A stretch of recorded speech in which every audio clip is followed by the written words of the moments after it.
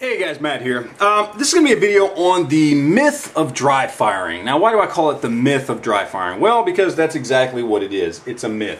There are many people out there who swear up and down that dry firing in any way, shape, or form on any firearm whatsoever is absolutely hands down a no-no and will destroy your firearm, or at the very least will shatter your firing pin. And it is a myth. I want to do my best to kind of dispel that. Now, that myth does actually come from a place of truth, okay? There are examples still today in modern firearms of guns that you want to do your best not to dry fire, or at the very least not dry fire excessively. And that there was a time when many firearms out there on the market were not suitable to be dry fired, especially not excessively. Now, the first place this comes into play is going to be with guns like this. This is a 22, this is a rimfire. Anybody that doesn't know why a rimfire shouldn't be dry fired, I'll explain it very briefly. Obviously, rimfire, okay, it fires by striking the rim of the cartridge. Okay, so basically the rim that sits up against, either like on this particular gun it would be a cylinder, or if it was in a semi-automatic it would be against the chamber. It is striking the brass right there. Now if the brass is not there, instead of striking anything, you know, like on a regular gun that's not rimfire, where it would just go into an empty chamber or an empty cylinder, it will actually hit the steel of the chamber or the steel of the cylinder.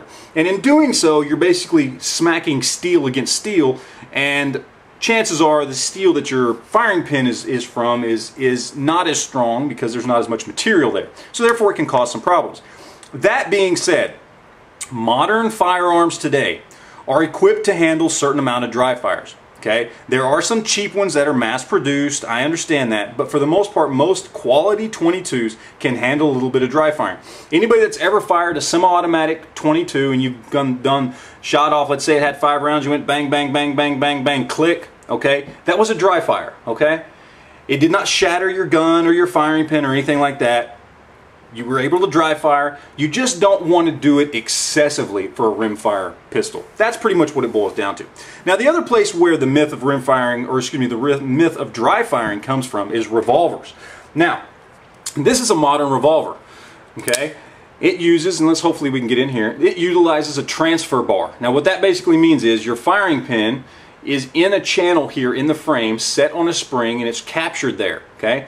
There's a transfer bar that is attached to the bottom of the hammer, okay? And when the hammer goes forward, that transfer bar slides up in front of the firing pin, and basically your hammer hits the transfer bar, which goes forward and hits your firing pin. Your firing pin rides directly vertical into the chamber, okay? And from there, it will either strike a cartridge or it will strike nothing but air. Now, where the problem came in is back in the old days, and you can actually still buy, Rossi makes revolvers like this, the firing pin actually used to be on the hammer. It used to stick out in front of the hammer. And all that was here was just a hole in the frame that allowed the firing pin to go into the cylinder and strike whatever was there or wasn't there. Now, the problem with dry firing those is, because this is on a pivot, you've got your hammer down here and it moves at an angle like this, so your firing pin moves on an arch. And because of that, it is designed to move and stop right there when it hits a round. If it is allowed to continue to go forward without a round in the chamber, it continues on that arch. And what happens is, then this back part of your firing pin will actually hit the sidewalls of the little hole in the frame. And it can cause the firing pin to break off. Now, that is not a problem on modern revolvers. Okay, modern transfer bar revolvers design. Okay? Look, I dry fired it again and again and again, and it will not break the firing pin because the firing pin does not travel on an arch. It is held directly in place vertically by a spring.